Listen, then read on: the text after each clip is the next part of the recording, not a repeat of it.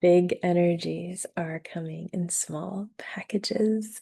Welcome back to the podcast. I missed y'all. I did not intend to take last week off. Life, family stuff happened, and I wanted to tend to myself. So here we are. There have been so many powerful lessons and wisdom coming through in sessions with clients in spirit in the last week and a half. And I got the nudge to collect some of those. The ones with permission, of course, and then others are general, so I'm not, selling anybody out.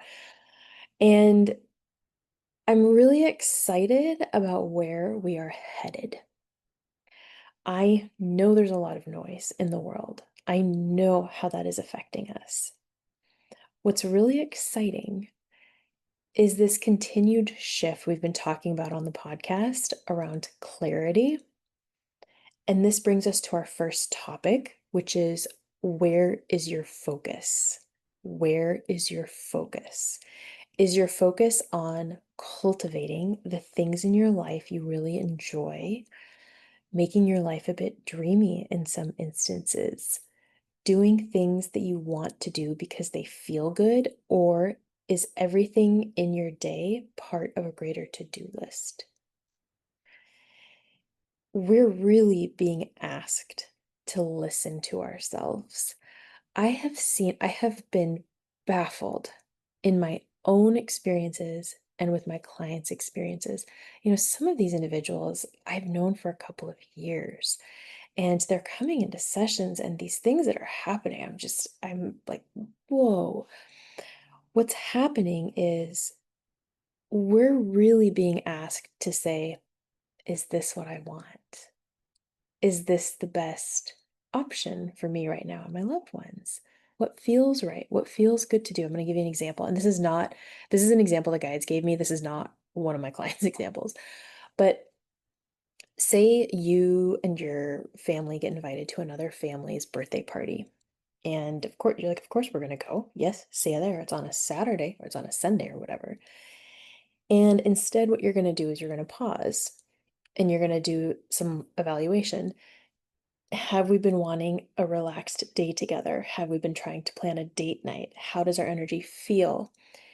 And you're going to decide, are you going to go to that party, or are you going to tend to what it is you've been feeling called to bring more of yourself in lately? And then maybe you go to the friends, gosh, we can't make it. However, we would love to have you over for dinner. We'd love to take you out to Mexican dinner, right? So you switch it up, or let's go to this game together.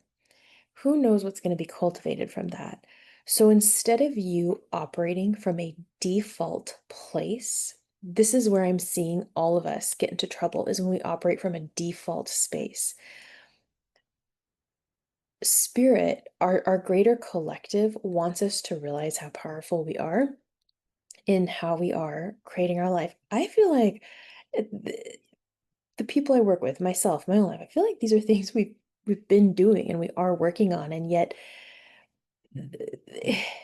I said this, I did a TikTok video on September's energy forecast. I was like, we are so being called. There's a precision energy happening right now, and it's asking us to take heed. We can no longer say, oh, well, XYZ thing has been bothering me and I'm just going to keep letting it go. Or this is a really good thing. It's in these activities that we begin to pause, listen to ourselves. Where do I really want my focus and my energy to be? What do I want it to feel like? As we begin to focus in that direction is when things universally begin to shift. Okay, so focus and be precious with your time. The other piece is, so one of my clients lives where there's these beautiful fir trees outside of her place. I thought by my visual that they were pine, but they're fur. And what Spirit showed is to collect aspects of the tree naturally, respectfully, right? So elements that have fallen, we're not going to go around like snapping tree branches for our own benefit. And noticing which ones in your unique area are actually forms of protection. So in this case, the client was guided to take some of the, pieces from the tree and put them in boiling water and then use them in a really beautiful way for their home and for protection and for clarity. And there's a ton of benefits and there's a ton of other medicinal purposes. And obviously, don't go sucking on tree branches unless you feel called to, but you get the idea. The beauty is it was this encouragement to commune a little bit more, a little bit deeper with spirit and allow and the spirit of nature and allow it to support your home. So in every part of the world, there is indigenous plants and foliage that act as this protection. So which ones are you being guided towards? Which ones are you being guided to bring into your home? And then, of course, as always, it's fun to look up the symbolism, see what it means, see what you're feeling called to. And if you have pets, please note it could be something that's poisonous to them. As someone who is very particular about the type of plants I have to bring into my place because Canyon will nibble on anything. Okay, that part was really beautiful. That part also plays into how there's been this theme, if you've been listening to the podcast, around our homes and how our homes are such great protectors and purveyors and supporters of our energy and how we're really wanting to cultivate more of that. So it's bringing the outside in. It's that communing, which is really beautiful. So the other thing is, another client was talking, from a very empowered perspective on, wanting to meet someone. And the guides shared, well, it's been a minute, but like write down what you want in a partner, which just seems so cliche. And the guides go, no, no, no. This is you're actually putting boundaries in place, and then you're letting the divine fill in the rest. And we were like, oh my gosh, duh, it's so obvious. It's so obvious. So thinking about setting intentions and manifesting as boundaries makes it kind of fun and makes you feel a little bit more like you really are co-creating with source. Okay, the other piece that's coming through is how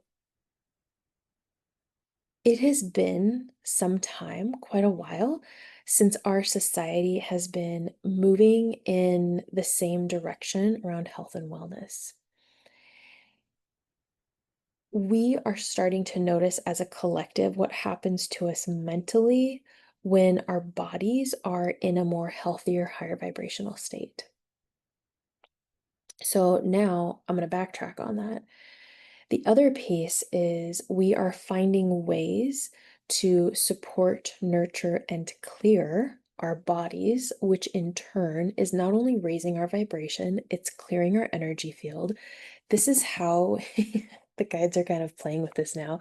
This is how you ride the psychedelic highway. When you think about, like, take fasting, for example, I love fasting not only because of all the things it heals within us or makes our body a natural self-healer, it gives it space to do that, but it also gives you, it's like, it gives you so much spiritual insight and creative clarity and energy. And it's really beautiful and fascinating to go through that experience with your body because as you fast and extend your fasts, and I've done a few extended fasts, your body becomes so clear in how it communicates with you. And it is such a special thing. And all of these little nuances and things that you've been noticing before seemingly begin to become healed and go away and new things come through, new direction, less anxiety, less stress, more clarity on your intuition and spirit guides. So, very powerful things. And it's just fabulous. It's so fabulous. This is so funny to me.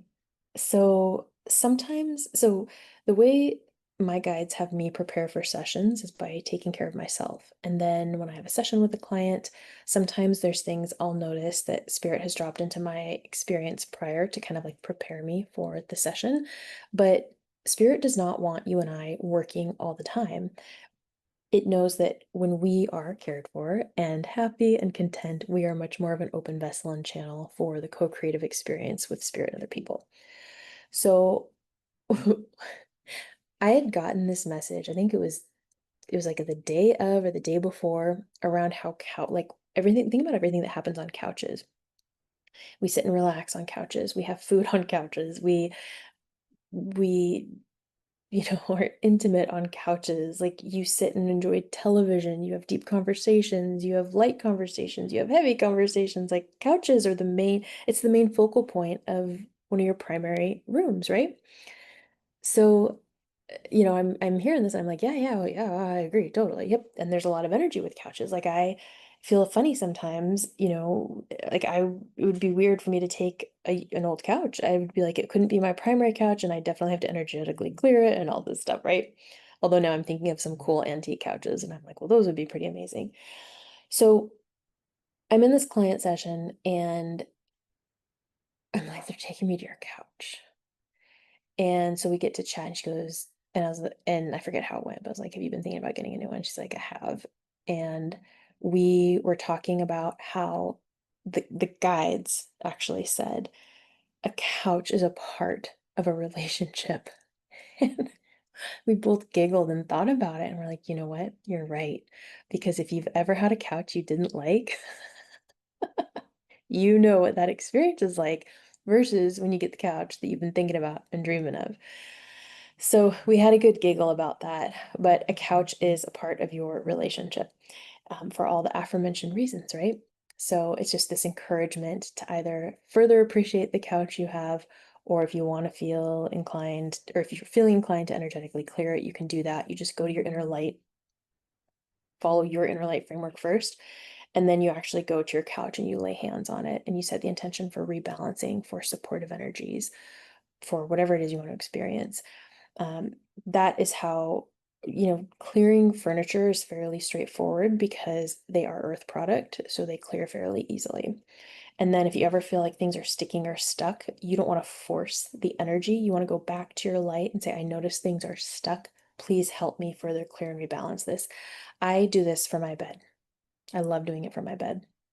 So you get the idea. Furniture, couches, couches as a part of a relationship. Oh, and we're going to end on that note, that high note. There are some very incredible things developing in our world right now. Please do not lose sight of that. There is private coaching available right now if you're ready to develop further your ability to communicate with your guides, with spirit, and also learn how to bring that into either your line of work or practice. There is private coaching for those who want to learn how to bring their work into this world. And what we're really finding right now is there's a huge refinement happening with spiritual folks who've brought their work in. It's not about doing more, it's actually about refining. So I have a lot of clients who are coming to me right now, and we're working on refining their messaging, and they are opening up and blossoming, and more people are coming to them in alignment. So I'm very passionate about this. I'm excited for everything AI is doing for spiritual folks moving forward. It's a good step. So if you're interested, you can email connect@emilymarie.com. I'm also going to include a link here below. Thank you for bringing more of all of you, your light, and all of it into this world.